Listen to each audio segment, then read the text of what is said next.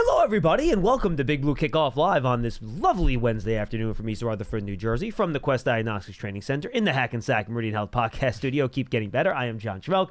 He is Matthew Citak, taking your calls right here on Big Blue Kickoff Live. All right, one of my favorite shows that we do every year, we've been probably doing this 4 or 5 years now, is we do our position rankings in the NFC East. So basically, you take the 4 NFC East teams, you rank them by position group. The position groups that we decide to split them up with this year is on offense. I'm trying to do 5 and 5, and then you have special teams and coach. So you have special teams and coach. The 5 offensive positions are quarterback, running back, wide receiver, tight end, offensive line. On defense, you have defensive tackles, so your interior linemen. You have your edge players, so your guys that rush the passer at the end of the line, whether they're your stand-up outside linebackers in a 3-4 or your hand-in-the-dirt defensive ends in a 4-3. Then you have your off-ball linebackers. Then you have your cornerbacks, and then you have your safety. So we have 12 categories. Each team in the division is ranked 1 through 4. We add up the numbers, and then we see where we end up ranking the teams. For the most part, over the past 5 years we've been doing this, the Eagles and the Cowboys have dominated these rankings. I think that might be the case again for the Eagles this year. I was going to say, one of those teams, yes. But maybe not. The rest of them might be a little bit closer than they have in years past. So I honestly have not added mine all the way up yet. I just did offense. I got to do defense and then do the totals. But it's going to be a lot more competitive, I think, than it has been in years past. Mr. Citak, are you ready to go? I am ready. Okay. This is always fun. Do you want to lead us off or do you want me to go first? Up to you. All right. I'm going to go quarterbacks. And this usually, quite frankly, has been pretty easy. This year it was not easy. Really? For me, ranking Hurts, Prescott, and Daniels was not easy. I had it pretty easily.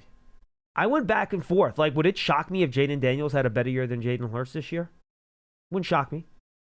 No. And I think you have to take the quarterback out of the situation they're in, right? I think, and I have a lot of respect for Jalen Hurts. He's a really good player.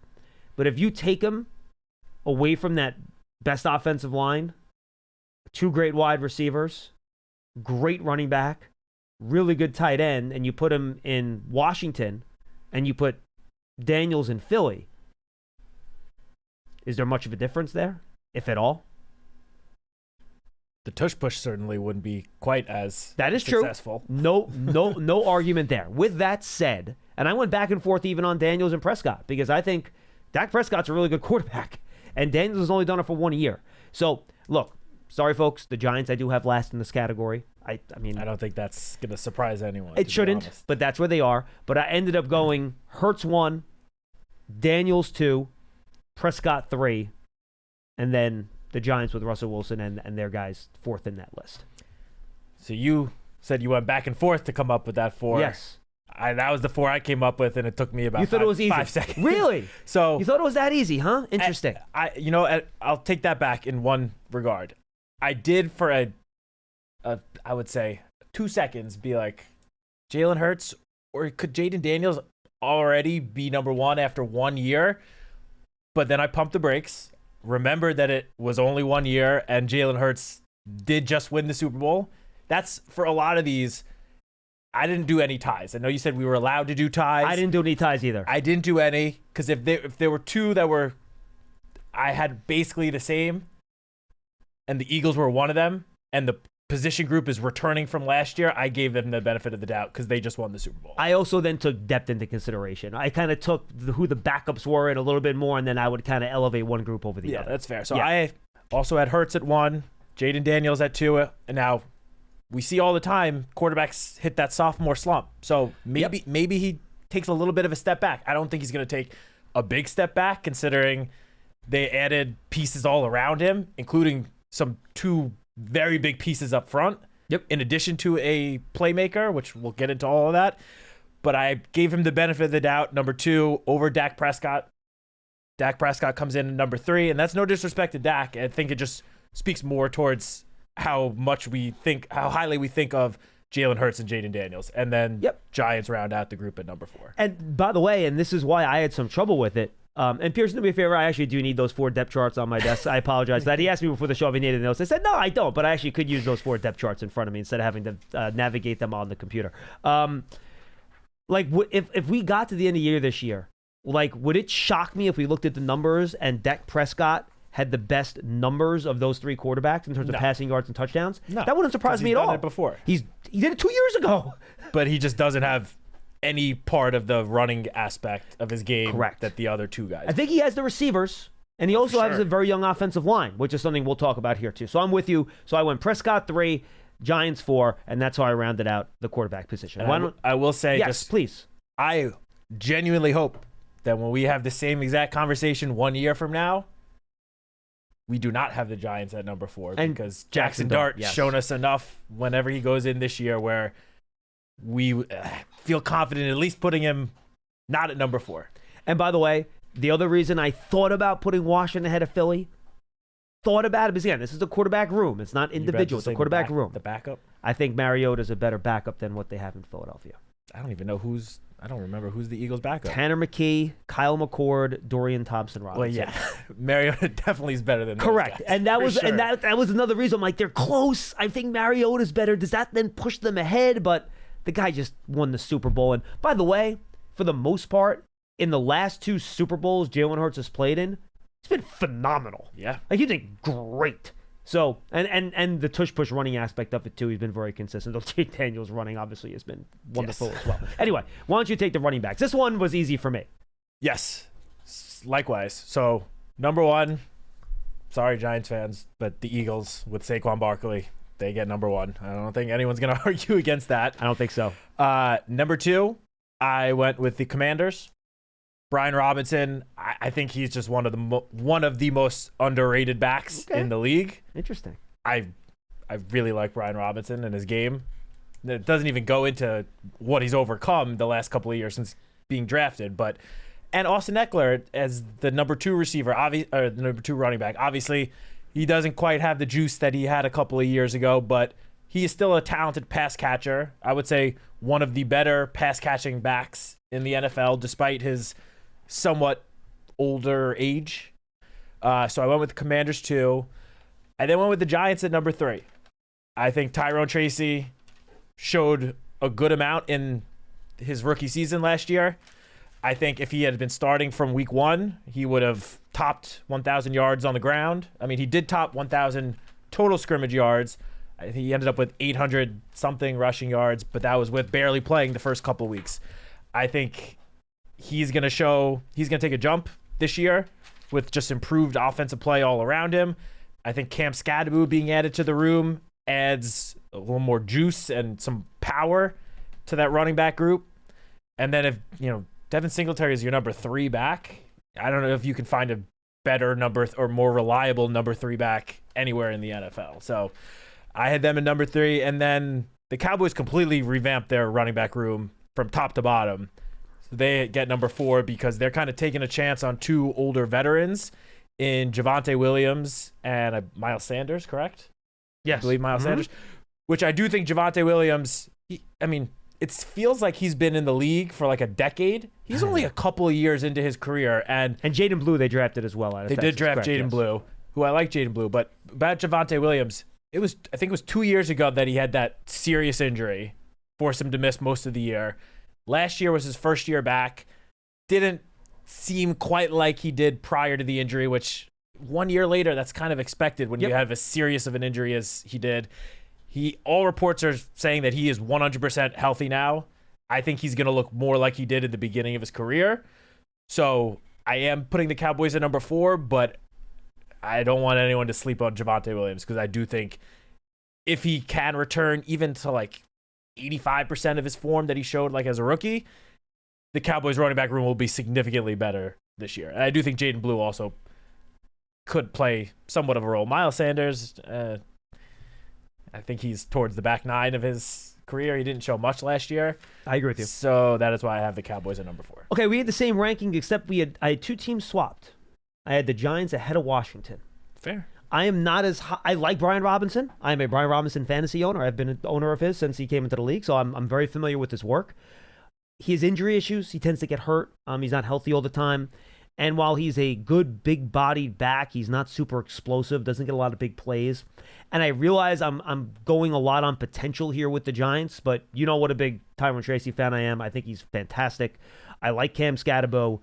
And frankly, like, I don't know how much worse Devin Singletary is than Robinson, to be honest with you. Like, if they're on the open market and they were the same age and teams are looking to sign one, I don't know if Robinson makes that much more money than a Singletary.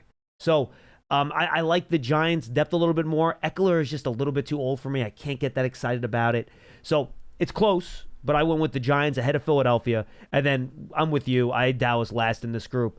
If Williams can bounce back, that might push them up here. But I don't think you're just seeing enough from that spot where you feel good about it. Yeah, agreed. And I will say I did have a little bit of difficulty with the two teams that we have swapped. I did kind of go back and forth, but I just think, again, I love Tyrone Tracy as well, and I think he could take a big step this year, but just from what we've already seen, I decided to give Brian Robinson the very, very slight edge over Tyrone Tracy. Okay, let's go to wide receiver. I'll go first here. Now, this one was hard. Yeah, I felt pretty good about putting the Eagles first with Devontae Smith and A.J. Brown.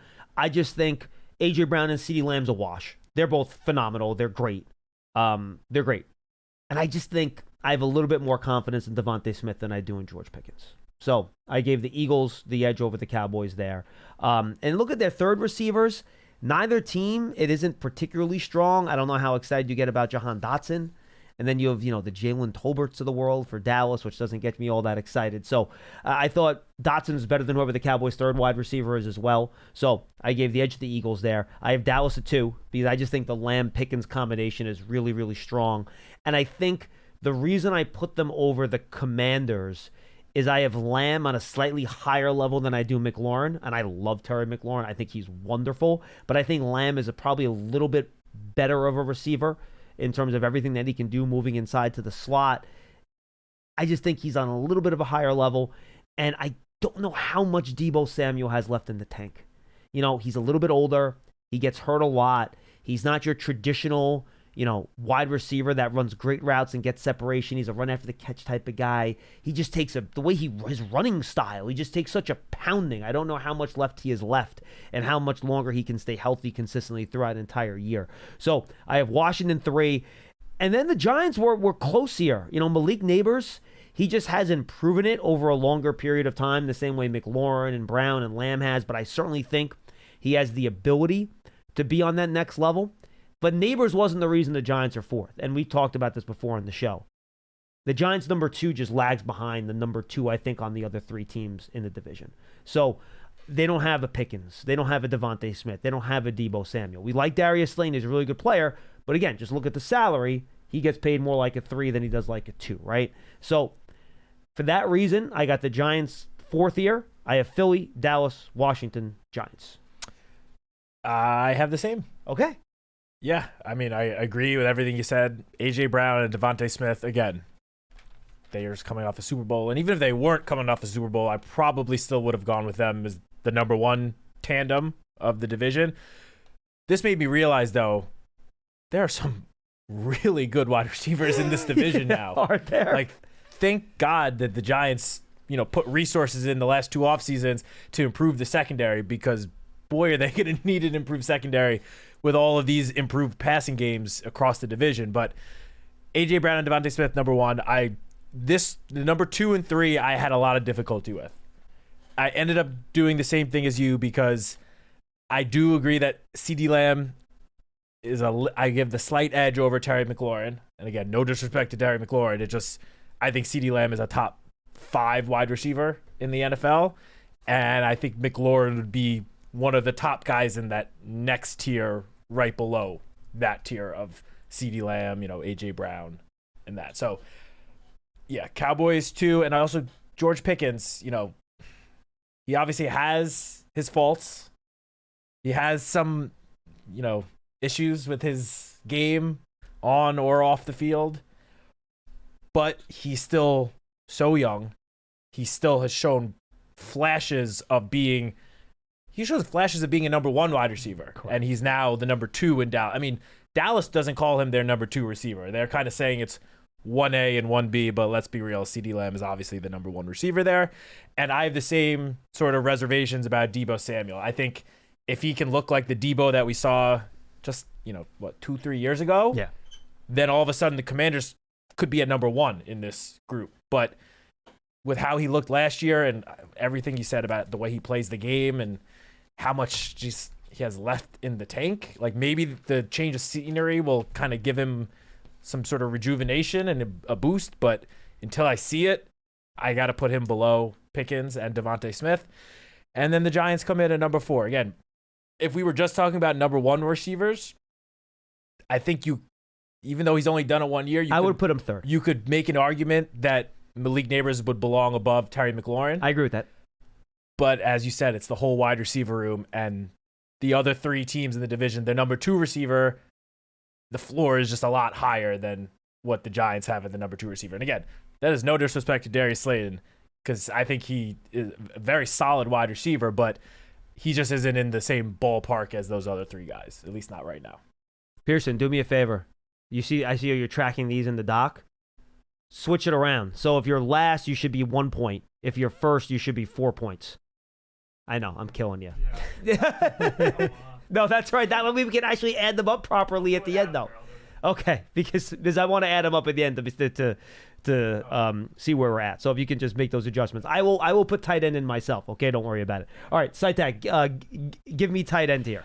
Okay, tight end. This one again I had a little bit of trouble with because I went with Philadelphia at number 1. Yeah, me too.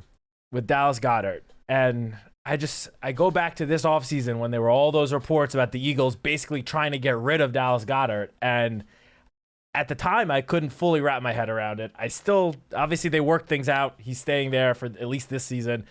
I still fully don't understand why they were, I guess, inclined to try to move him. I think it's just a money thing, right? I guess it's a money thing, and he's had some somewhat minor injuries. He's missed a couple of games, it seems like every year, but he's still, I think, the top tight end in the division right now. Number 2, we went with Jake Ferguson and the Cowboys. So did I. Again, he's a young player that I think is still ascending. I think, it wouldn't shock me if a year from now we're talking about him as the number 1 tight end in the division, especially given the age of some of the other guys. Mm-hmm. Not on the Giants, but the other 2 teams, Eagles and Commanders. But yeah, Jake Ferguson he's been consistent and reliable. He is Dak Prescott's security blanket. Anytime he's in trouble, he just looks to Ferguson no matter where he is on the field. And he can block. He's a good blocker, and he can block, mm-hmm. Yeah. So I put him at number 2. At number 3, which if you had told me I would have done this a year ago, I would have been very surprised, but I went with the Commanders at number 3. Zach Ertz is still good. Zach Ertz last year showed that he clearly still has some gas left in the tank. Because I know. The year before, it looked like he was, on his way to retirement. It looked like this guy is completely shot. I don't know if he's got anything left. He showed last year with good quarterback play, there's still plenty left there. And he had a phenomenal season. So Zach Ertz, number 3. And then the Giants come in at number 4. Again, I think we both agree. We love Theo Johnson, and we think he could take the step to become a very, very good tight end. But he's only 1 year in his career. And not only that, but the first half of last season, quite frankly, he didn't show that much. I mean, he was a rookie tight end getting accustomed to, NFL speed, and he just wasn't really a factor. Now, he picked it up in his last 5 games, but then he had the foot injury that made him miss the final month of the season. Yeah, I'm with you. He's now fully healthy. I think, again, a year from now, it would not shock me in the slightest bit if we're talking about Theo Johnson way higher in this ranking. But right now, I got to put him at number 4. I have no notes. Same rankings, same opinions. I think the Giants room actually has more upside than both the Washington and Dallas rooms. They have enough young guys with ability where I think if they figure it out, they could vault past those 2 teams this year. With that. But they just haven't proven it yet. They haven't shown it yet. So I'm with you. I don't think you could do it any other way. Though I'm sure Tatino will figure out a way to do another way when he does his rankings on Friday with lads. Oh, Pearson, you got to tell me how much those guys fight with each other doing the rankings on Friday. It should be fun. Oh, it's going to be wonderful. And you already adjusted the rankings. That was like 2 seconds. Yeah, it was easy. You're all dramatic about it. Come on. Oh, please. Yeah. All right. Let's go to. You should have seen his arms were in the air. He's like, what are you doing to me? It's like, okay, we'll do your system. Yeah. Well, in order to add the things up, it's the correct How about system. the least It's not my points is system. the winner? Because that's how games work. When you score the least points, you win. That happens all the time. It's not golf, Pearson. It is golf. All right. All right, let's go to the offensive line here. And Matt, I say this with pride. This is the first time since we've been doing this the Giants were ranked ahead of the Dallas Cowboys on my list. Wow. First time ever. So, I have the Eagles at 1, which is not a surprise. And the fact that the Eagles have been number 1 in every offensive category for both of us probably is not a great sign for trying to win the division this year. Just saying. As soon as I made the rankings, I took a look at the offense, and I was like, oh, boy. Yeah, That's not good. I did the same exact thing, and I'm like, this could be a problem, boys and girls. And frankly, none of them were even that, debatable where it's like, I'm going to put them out. Look, there's a reason why they're the reigning Super Bowl champions. There's a reason they're the reigning Super Bowl champions. That is correct. The defense, by the way, is much more equalized when we get to that. But look, the Eagles' offensive line is fantastic. They don't have a hole. They've moved some guys in and out, but Jordan Mailata and Lane Johnson are fantastic. Cam Jurgens has stepped up at guard. Landon Dickerson already got a big money contract.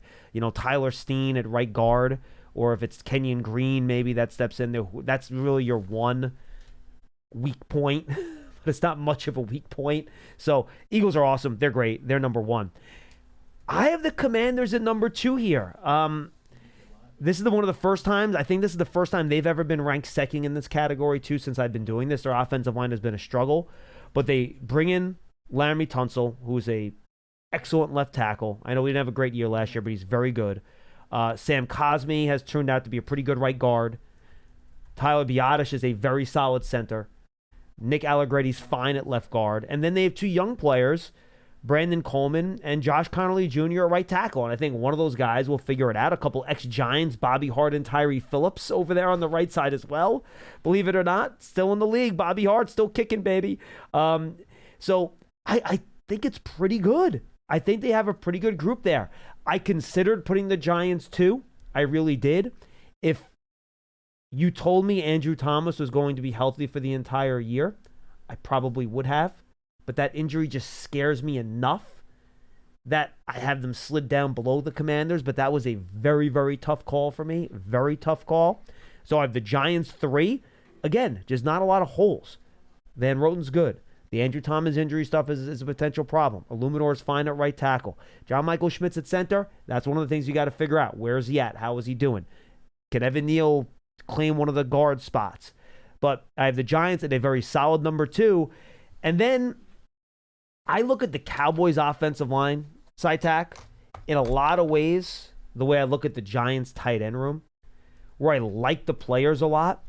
And look, we know Tyler Smith is terrific, but he's their only guy on that line right now that's a Pro Bowl caliber player, and he's a guard, okay? But they have a first-round pick in Tyler Guyton. They have a first-round pick in Tyler Booker. They have a third-round pick in Cooper Beebe. So they have 3 young guys. Terrence Steele is, he's fine at right tackle, whatever. But I think Illuminor is better than him. One of the reasons why I have them behind the Giants in this list. Can Cooper Beebe continue to improve? I think you like what you saw from him as a rookie. I think he had a nice year, but can he get better? Tyler Guyton is a huge question at left tackle. He's the biggest left tackle in the division. Biggest question at left tackle in the division. Again, why I had the Cowboys at number 4 here. And then you never know what a rookie's going to do in Tyler Booker. You think he's going to be really good. I think both of us think he's going to be really good, but it takes offensive lineman time sometimes. You just don't know. We thought Kenyon Green was going to be awesome when he got drafted in the first round too. How'd that work out? Not too good. So that's why I have the Cowboys at number 4 on this list. All right, so we finally have one where we've got some differences. Okay, what do we got? Well, we agree on number 1, unfortunately. The Eagles, that was easy. That might be the easiest one in this entire thing because they've been perhaps the best offensive line in the NFL for how many years now? Too long. Too many. But 2 through 4, we have different. Ooh, I like it. Nice. I'm going to start with number 4, and that pains me to say it, but I had the Giants at number 4. Really? Okay. And it's only because, I've spoken on the show, I don't even know how many times, about how solid the offensive line was the first 6 weeks of the season. And I stand by that. And all 5 of those guys are back.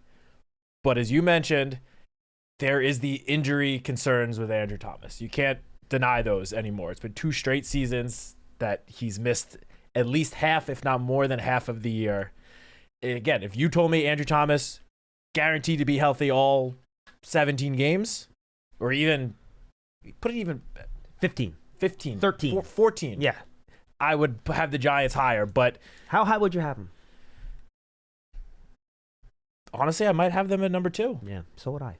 I'm with you. I really would. But because that is a big concern, and because we've just seen, and again, the Giants improved their depth a lot this year. Clearly, that was a priority of the offseason with all the different veterans they brought in, with Marcus Bowe, like making sure they had more depth on the offensive line clearly was a priority for the front office. However, even with all those additions, I'm not going out on a limb by saying if you take Andrew Thomas out and put anyone else in at left tackle, the line takes a serious hit. Yep. Mm-hmm. So I have the Giants at number 4.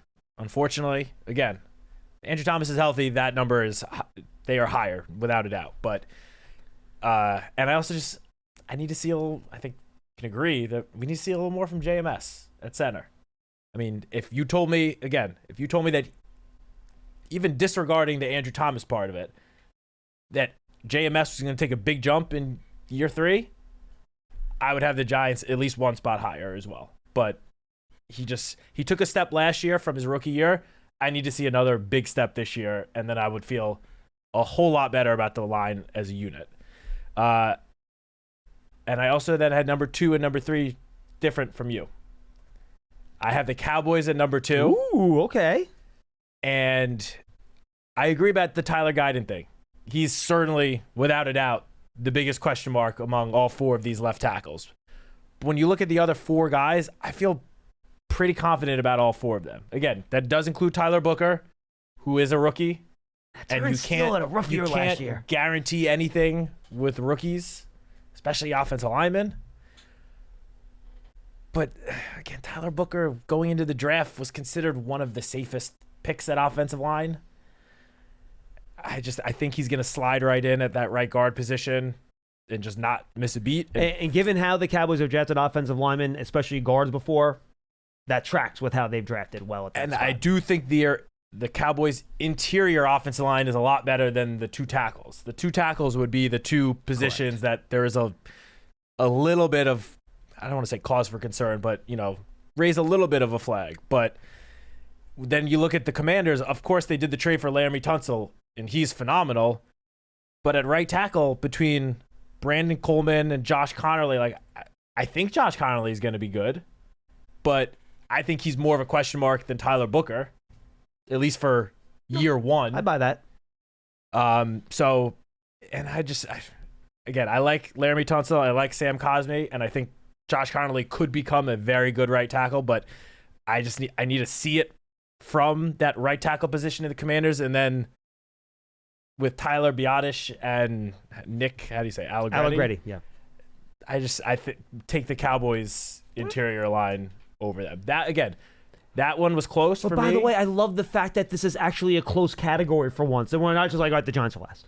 Because that's kind of what it's been until last year. And it's just not that way anymore, which I think is a really good thing. Again, if either Andrew Thomas stays healthy or JMS takes a jump this year, when we're having this conversation next year, I don't think the Giants will be number 4. And if they both do those things, they're in an easy 2. Depending on how if the Cowboys' young guys will end up being awesome, then that could be a different conversation. And but they would certainly be higher. With Connerly and Correct. Commanders. Yes. But it certainly would be not number 4, which is, I feel like, where they've been, as you said, every year for I don't know how many years now. By the way, folks, if we don't get to your calls today, I apologize, but I think this is a good exercise, and we've already got a half an hour, only got through half of them, so there's a good chance we're not going to take any calls, but we'll see how it goes. And now we get to the fun ones. Yes, we or do. More by the way, ones, I added up the offense here, Pearson. You can double check my math, but I did it while Matt was going through his offensive line breakdown here. So both of us have the Eagles with 20 total points on offense, 4 points in each of the 5 categories. Awesome. We both had Washington with 12. So that was identical for both of us. I had Dallas at 10. You had Dallas at 12. I had the Giants with 8 points. You had the Giants with 6 points. So basically, it was identical, except we had 2 points swapped back and forth, Giants and Cowboys. And most of that came, I think, on the offensive line. It was the O-line and then O-line. running back. I had running back one higher for the Giants than you did. I had them at 2. You had them at 3. I'll say in those 2 categories, I hope you're right and I'm wrong. Yes. I'd love to see these rankings for the Giants if we were just like plopped ourselves into the NFC South or something. Yeah, or that would be a whole other story. Yeah. Or the AFC South, This right? division is just so good. It's just so good, absolutely. But this is one of the gets a little bit different, and the Giants made a lot of improvements on defense and additions on defense this offseason. So we can go here first. I did O-line first, so why don't you take defensive tackles? Okay, defensive tackle coming in at number 1, your New York Giants. Ah, okay. And I think obviously Dexter Lawrence is one of the best, if not the best, interior defensive lineman in the NFL. I mean, I think PFF did a rankings of the top 32 interior defenders. They had him at number 2, with Chris Jones being at number 1, which, if you're talking about this one season upcoming alone, I can maybe, say, okay, that's fair. Long term, Dexter Lawrence is easily the number 1, the number 1 defensive tackle with the future, considering the future as well. I mean, 2-time All-Pro, would have been an All-Pro last year if he didn't end up missing the second half of the season. Despite the fact that he missed, the last 5 games, he still set a career high in sacks with 9. He was still voted first-team All-Pro at nose tackle by the Players Association, so his peers still considered him an All-Pro. He's just phenomenal, and while the spot next to him in years past has been a weakness since, the departure of Leonard Williams, it's been a weakness. Well, the Giants made sure to address that position this offseason. Rakeem Nunez-Roches is still here, and then the Giants went out and signed Roy Robertson-Harris, Chauncey Golston, Jeremiah Ledbetter. They drafted Darius Alexander. I think all of those guys are going to get playing time this year. Maybe one of them rises to the top of that group and ends up playing significantly more playing time than the others, but at least to start, I think they're all kind of going to get, maybe not all. Ledbetter is kind of more of a, run stopper. Chauncey Golston's going to line up all over the defensive line, but nonetheless, a lot of resources are put towards the interior defensive line, and when you already have Dexter Lawrence there, to me, this was a no-brainer, number 1 for the Giants. And almost just as easily, number 2 for me was the Eagles. Yep. Because everything I just said about Dexter Lawrence and number 1 future defensive tackle, Jalen Carter's not very far behind him. Jalen Carter is phenomenal. And while Jordan Davis hasn't quite lived up to, his draft hype yet, and I don't want to, drink this Kool-Aid because I feel like I did it last year too, but I literally this morning, prior to putting this together, saw one of your classic offseason reports that Jordan Davis is in the best shape of his life. I don't want to fully buy into that. Like, this number 1 ranking is more so because of Jalen Carter, and even Byron Young behind him. He's a solid player. But if Jordan Davis can take a bit of a step, that interior defensive line is going to be a problem. It already is somewhat of a problem, but it's going to be even more so of a problem. Coming in at number 3, again, pretty easy for me, was the Washington Commanders. Deron Payne, they lost Jonathan Allen, which even though he was coming off not the greatest year, I still think he's a good player. He's now with the Vikings, but they still have Deron Payne. They went out and signed Javon Kinlaw, who I think is still a very solid interior defensive tackle.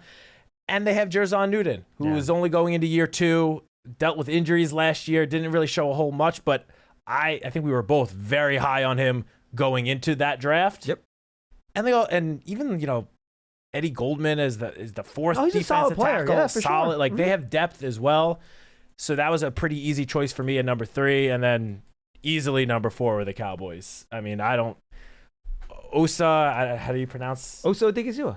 Odigizua is the only guy in this group that I even think is honestly worth talking about. I mean, Solomon Thomas is fine. He's okay as a backup. And Mozzie Smith has been a huge disappointment. Huge disappointment. If Mozzie Smith had lived up to where he was drafted, the Cowboys wouldn't be number 4. It's funny. But he has just been such a disappointment that for me, this was a no-brainer. So Paul and I did a review of the 23 draft class, not just the Giants, like the whole draft on Monday. And one of the takeaways I had with Mozzie Smith was that a lot of people thought, and me including, that, maybe it wasn't a great pick, but it was a safe pick. Because you saw Mozzie Smith be a great run defender in college. Why wouldn't he be a great run defender in the NFL? Just hasn't worked out. Nope. So maybe safe picks aren't as safe as you think they might be when you make them. Every year we hear about safe picks, and then a year, 2 years, 3 years down the road, we look back, and that guy was a disappointment. And correct. It's like all of a sudden, guess he wasn't that safe of a pick. Yeah, so no I think such thing as a safe pick. I think really. the idea of safe picks are something we need to start pushing out of the vernacular, unless the player is just so good that he's safe because he's just that good. But all right, well, we did this, and he's going to do this. Maybe pump the brakes on that a little bit. All right, we were very similar, except I had one swap, but you made a really good case. But I'm going to stick to my guns. I have Philly 1 and the Giants 2. Just because I think, and I was never as big on the big man Jordan Davis as everyone else was coming out, but I think the Giants would love to have a Jordan Davis stopping the run on their defensive line. I think they would love to have a guy like that. So, and I do think the Giants' depth on the defensive front is a little bit better than Philadelphia, which almost inches them ahead of them, to be honest with you. But while Dexter Lawrence is a small step ahead of Jalen Carter, I think Davis is probably a little bit of a bigger step against whoever the Giants' second best defensive tackle is.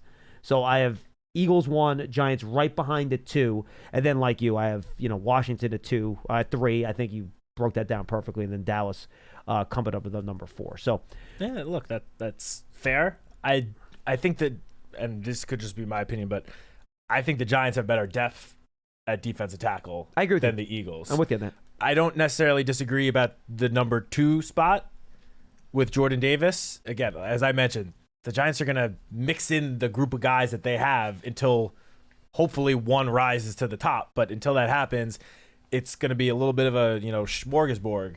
So I agree with you about Jordan Davis probably being a little bit higher of a number 2 defensive tackle than what the Giants have. I just gave the Giants a nod. No, and that's fine. Because of the depth. The Eagles Like I said, also lost Milton Williams, right? Milton Williams, Yes, yep. that And was we're a gonna, big loss. And we're going to talk about the loss of Josh Sweat in our next category here on the edge, where the Eagles have consistently been at the top of this category, and they are not this year. Nope. The Giants have the best edge class in the NFC East.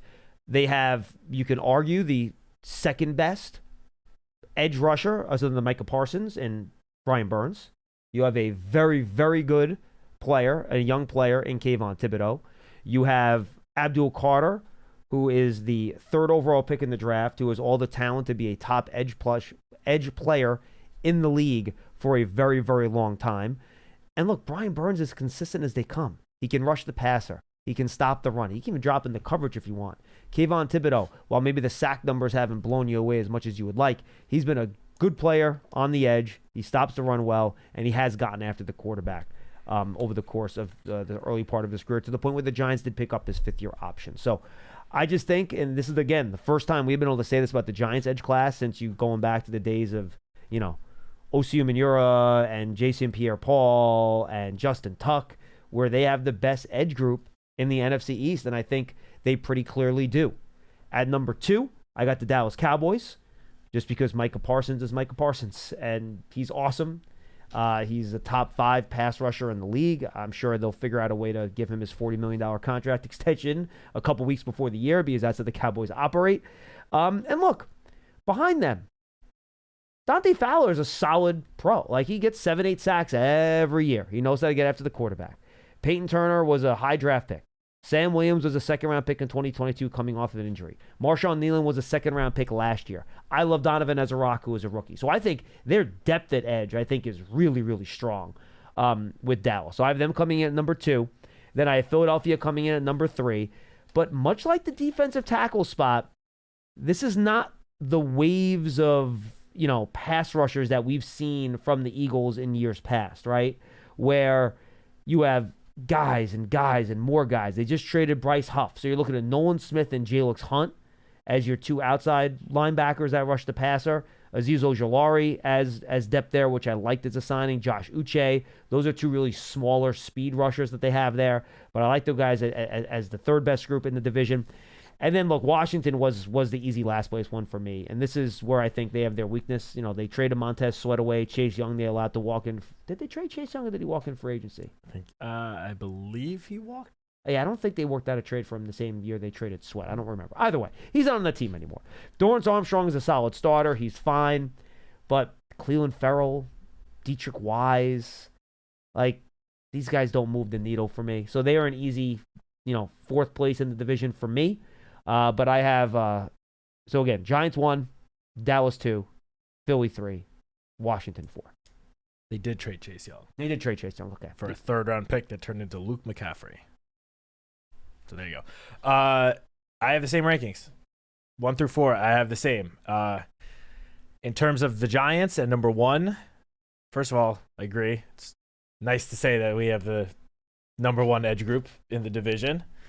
I think everything you said about Brian Burns is spot on. I know there are people out there that would have loved to see his sack number be a little bit higher last year, of course. But I just think he was all around very, very good last year. All around. And the Giants weren't really playing with any leads. So it's not like there were situations where they could just pin their ears back and get after the quarterback. They were playing from behind. Teams were running the ball on them most plays. So Burns and the whole pass rush didn't get too much of an opportunity to really, just get after the quarterback. Hopefully that will change this year. So, and then real quick on Kayvon, I don't think people realize how Kayvon's season actually went last year. Because a lot of people will just look at his sack numbers and say, well, he went from 11.5 in 2023 to, 4.5 last year? Yeah. 5.5? Mm-hmm. Which obviously you never want to see that number go down by more than half. But if you look at his, some of the underlying metrics of his pass rushing last year, you will see that he was still getting after the quarterback last year. He had more quarterback hits playing 5 fewer games than he did in 2023. You heard me right. More quarterback hits in last year in 12 games than he did in 17 games in 2023. And in 5 fewer games last year, he had, I believe it was 5 fewer total pressures than the year before when he had 11.5 sacks. So I think with another year of Brian Burns here, with Abdul Carter now in the mix as well, I think Kayvon's numbers are going to make a jump this year. And I'm not the only one that thinks that, because Paul and I talked about this yesterday. I wrote about it for Giants Now this morning. Pro Football Focus put out an article picking who they think will be the most improved player at every position across the NFL. And at edge rusher, they chose Kayvon. Okay. They think he's going to take a big jump this year. So for me, easy at number 1. Cowboys, Micah Parsons. That alone gets you number 2, to be honest. It really does. They don't really need to go into anything more about that. He's phenomenal. Eagles definitely took a hit at edge rusher, as you mentioned. Losing Josh Sweat is big. And Brandon Graham retired. Yeah. He obviously wasn't quite the same edge rusher that he had been, 5+ years ago. Still gave you 20 good snaps every game. He was still getting after the quarterback when he was on the field. And then I just would like to say, for the Commanders, I do have them at number 4. I do really like Dorrance Armstrong. It's a good play. He's clearly their number 1 edge rusher. He's the best they got there. I don't know if I necessarily would want him to be my number 1 edge rusher. I think put it this way. If he was my number 2 edge rusher, I would feel significantly better. And I think if he was on any other team in the division, he would be their number 2. So I think he's better than the Eagles' number 2. I think he's better than Dallas's number 2. You think he'd be another number 2 here? I don't know what Abdul Carter's going to be in his first year. But given the production the last 2 or 3 years, he's had more production than Kayvon. No, that's fair. And yeah, that's close though. Big fan of Dorrance Armstrong. That is close. But yeah, Commanders were easily number 4 in that category for me. All right, let's go to off-ball linebacker. Okay, so for number 1 here, we're just talking about how the Commanders were last at edge rusher. I have them at number 1. Me too. Because, and I've spoken about this before, I do not know how he does it. I don't understand how Bobby Wagner continues to play at the level that he does every single year. No matter what team he's on, no matter what system he's in, he just puts up all-pro seasons every single year. He's so smart, and man. He's, 34 now, I think? So smart. 33, 34, 35, still producing at an all-pro level. it baffles me. Major kudos to him. He's just phenomenal. And Frankie Louvu's good. And I was about to say, Frankie Louvu was my choice as like breakout player for the Commanders last year. Sure enough, he was phenomenal last year as well. The fact that they've the two of them at the linebacker position, as a Giants fan and employee, I don't like that. I really don't. But I got to give them props because those two were phenomenal together last year, and now they're in year 2 together with Dan Quinn. I think they're going to be just as good, to be honest. Coming in at number 2, I have the Eagles. Yeah, me too.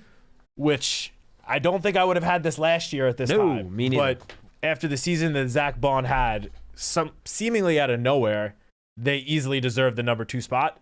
I mean, again, he was an all-pro. He was a top 3 linebacker in the NFL last year. He was phenomenal. Props to Vic Fangio for kind of spotting him, because I think they signed him to basically be a special teams player. And then Vic Fangio, once he got him, was like, wait a second, I think we have something here. And sure enough, they certainly did have something there. And he was rewarded for it with a humongous contract this offseason. He earned every penny. 100%. And then you have Nakobe Dean, who I think we all knew when he dropped to them, what was it, 2-3 years ago in the draft and with the 3rd round, we all knew like he's going to be so much better than this draft position. Now he has that injury issues a lot, like the way a lot of people thought he would. So yes, but when he's out there, he's good. Yep. And then they went out and drafted Jihad Campbell, who also has his own injury concerns. Shoulder. But when he is out there, he's a phenomenal linebacker. And if he is healthy, if those 3 are healthy, it wouldn't shock me if they push the Commanders for number 1 in this category this upcoming season. Coming in at number 3, I have the Giants. Yeah, me too. I really like the combination of Bobby Okereke and Micah McFadden. I think each year they get better playing with each other, and I think they will both take a step this year, having having a full year of experience under their belt playing in Shane Bowen's defense. And I like some of the guys behind him even. I mean, they're the young players, Darius Muasau, even Deontay Johnson. I mean, I was very high on him last year, hoping he would get a chance. He only played at linebacker in the season finale, but looked pretty good in that game. And then they went out and signed some veterans who probably will primarily be special teams players, but will likely get snaps at linebacker as well, with Chris Board, Demetrius Flanagan-Fowles. It was clear that improving, special teams / linebacker depth, again, was a priority for the Giants. So number 3 for them. They were number 3 for me. And then coming in at number 4, this one was pretty easy. The Dallas Cowboys. I don't love any of the linebackers they have there, to be quite honest. I mean, they have some solid players. I mean, Overshown was really good, but he's coming off that terrible knee injury. So. Exactly. I mean, Kenneth Murray, like, he's solid. He's okay. They just that group. I'm with you. Just doesn't do it for me, and I don't think they have that much depth either. So that was just easy number 4 for me, the Cowboys. No, I'm with you on that. All right, let me. I have no notes. I agree with every one of those rankings and everything you said. So I'm going to go to cornerback. I have a must-add at 130, so we got to pick up the pace. Let's go to cornerback. I had this ranked out very simply. The Eagles at 1, just because Quinion Mitchell and Cooper DeJean turned out to be so good last year, because of course they did, because they're the Eagles and that's what happens. I think you worry a little bit about Keely Ringo on the other outside spot, but you do have Adoree Jackson there as kind of a backstop for that outside spot, but I have them at number 1. I do have the Giants at number 2, and this was close. I thought about putting the Giants at 1 here, but I had questions about the second cornerback spot, so I held back on it a little bit, and there's a lot of youth still with Phillips and Dubin and stuff like that. So I have the Giants coming in at 2, but I do think they are right behind Philadelphia, and you can easily make the argument for the Giants that they should be 1 in this category. And then I went back and forth. You can see I have a cross out on my sheet here. I ended up going Washington 3 and Dallas 4. This was am I more concerned about Marshawn Lattimore's injuries or Trayvon Diggs' injuries? And I decided Trayvon Diggs is not practicing right now, and he actually has an acute knee injury. So I took that a little bit more seriously than I did the Marshawn Lattimore injury. Sanser still, I think, is really good. I think Deron Bland is really good for Dallas. And then the Dallas third cornerback was a spot I was a little concerned about, too. Right now they have Kyer Elam in that spot. I mean, and then, if Siobhan Revell could turn out to be a really good out of the gate. Dallas will leapfrog Washington here, but rookie corners, I have trouble putting a lot of faith in rookie corners, Matt. So I left the Cowboys in 4th here, and I have Washington at 3. Yeah, I have the same exact ranking. Honestly, the same exact thought process throughout it all. I also debated 3 and 4 with Washington and Dallas. How close are you to put the Giants over the Eagles? I wanted to, but similar to what you said, with how good DeJean and Mitchell were as rookies, like I had to put them at number 1. And Drew Phillips was great as a rookie as well. And so was Dubin. Well, and that's safety for next safety. year. And I think we both agree we love the Paulson Adebo signing. Mm-hmm. But again, the reigning Super Bowl champions, and if they could play that well as rookies, just imagine what year 2 they could potentially look like. Don't depress me, Citak. The only one that was close for me was 3 and 4 with the Commanders and Cowboys, and same thing you just said. If Ravel is fully healthy and can play like I think he's capable of playing, I would then, if I knew that for a fact that would happen, I would have them above Washington. But that is still a pretty big question mark. But both of those teams, there are some question marks injury-wise with some of these players, especially with some of the veterans. So I gave Washington the nod because for the most part, when Lattimore was playing last year, I wouldn't say he looked like old Marshawn Lattimore, but he was solid.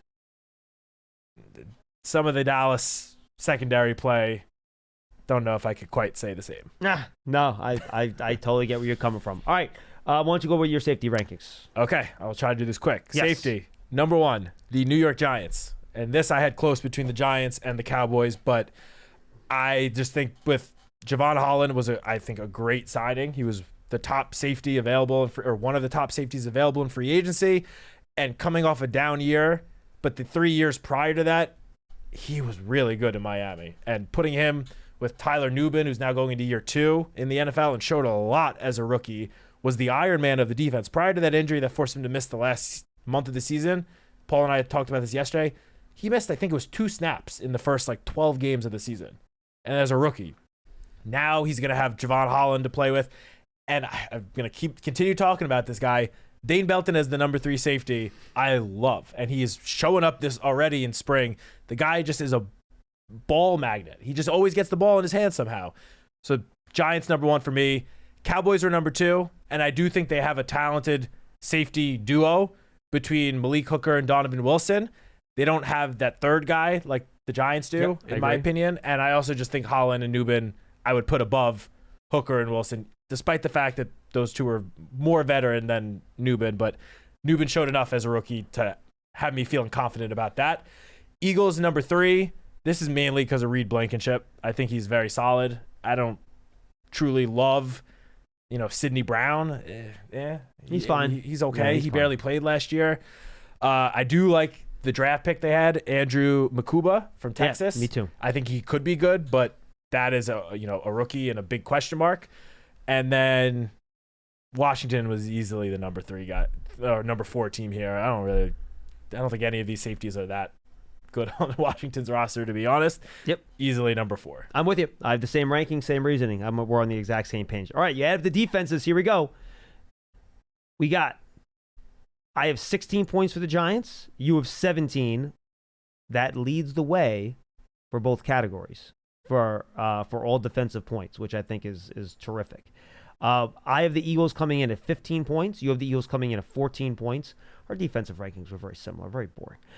Both of us had the Cowboys at 9, which was the fewest amount of points, and then Washington with 10. So Giants, Eagles, Dallas, and Washington. All right. For the record, we did not go over this before. Oh, not at all. This is the first time we're hearing each other talk about these rankings. In fact, Matt tried to come down here and talk. I'm like, no, don't save it for the air. Don't tell me. Don't tell me. All right, special teams here. Here's how I did special teams.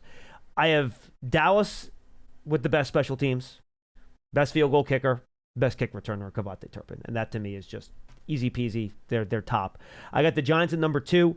I feel good about Jamie Gillen. Amir Smith-Marset proved to be a very good, reliable returner. They brought in a couple of really big special teamers like Chris Board in the offseason to bolster their coverage games. I have Washington at number 3, and then I have the Eagles coming in last at number 4, just because their return guys and their kicking game doesn't get me all that excited. Also have Cowboys at number 1. I then put Washington at number 2. Okay. Okay, part of this is I went through those. What was the guy's name from Sports Illustrated that always put those special teams rankings together? Goslin. Oh, okay. He retired, but someone else took over for him. Oh, I didn't know that. Okay. And so I will admit for this one, because in my head I'm like I can go by the field goal kickers and like some of the returners, but when you go to some of the real underlying metrics of special teams, I decided to just get a little assistance. No, I think that was actually the smart thing to do. I don't blame you. So I have the Commanders at number 2. This one, I wasn't sure between the Eagles and Giants at 3 and 4. I wanted to put the Giants at 3, but I ended up going with Philly. Okay. Again, the reigning Super Bowl champions. And it's not like the special teams won them the Super Bowl. But as I said at the start, if there was any real toss-up and the Eagles were one of them and they had the same guys returning, I had to give them the benefit of the doubt. And the Giants at number 4, partly because of, Graham Gano. Obviously, field goal kicker is a big part in this, and Graham Gano has had injury issues the last couple of years. And I do think Jamie Gillen looked a lot better last year than, a lot of people are giving him credit for. And Amir Smith-Marset as the returner was obviously a phenomenal pickup, but I need to see the Giants special teams unit do it another year and do it a little more consistently for me to raise them up from number 4. Fair enough. All right, let's go to the coaching staffs. This is a little bit tougher, obviously, because you go down. I still have the Eagles at the top here. Super Bowl winning coach Nick Sirianni. He's gotten to a couple of them. And then, just having Vic Fangio as their defensive coordinator, which I think, he's proven to be the best defensive coordinator in the division, to be quite honest with you. I mean, I don't think anyone else is really, has the track record that he does in terms of coaching defense. I realize they have a new offensive coordinator in Philadelphia, so that's going to, who knows what that's going to look like and how that's going to go. I do have Washington at number 2. Dan Quinn has a good history of being a coach that can get you to a Super Bowl. Cliff Kingsbury showed he was a really, really good offensive coordinator last year.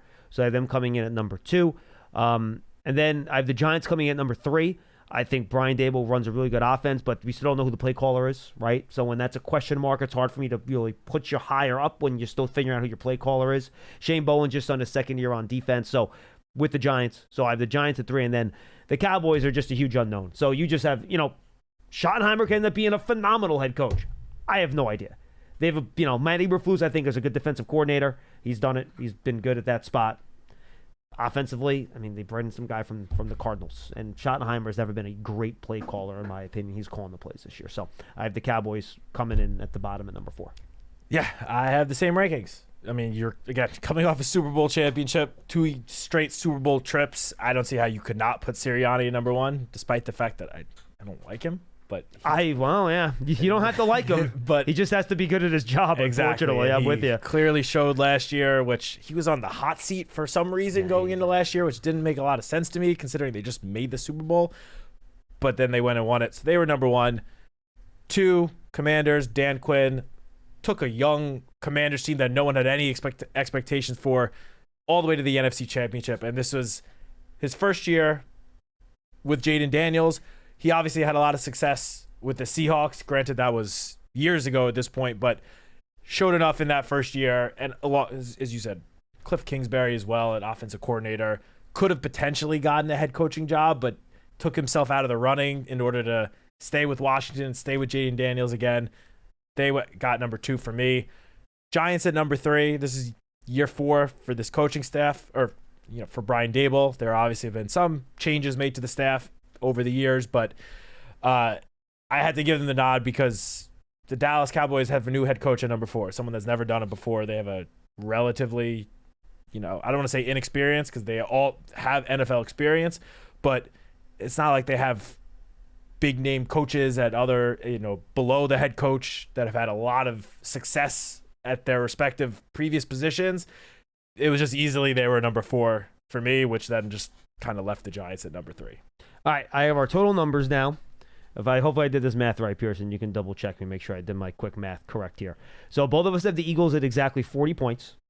So even and blowing away the competition here. So these should all add up, Pearson, to 120 because there's 10 points in 12 categories. So both should add up to 120. You can check it that way. I have, believe it or not, the New York Giants at number 2 at 29 points. You have the Commanders at number 2 at 28 points. I have the Commanders at number 3 at 27 points.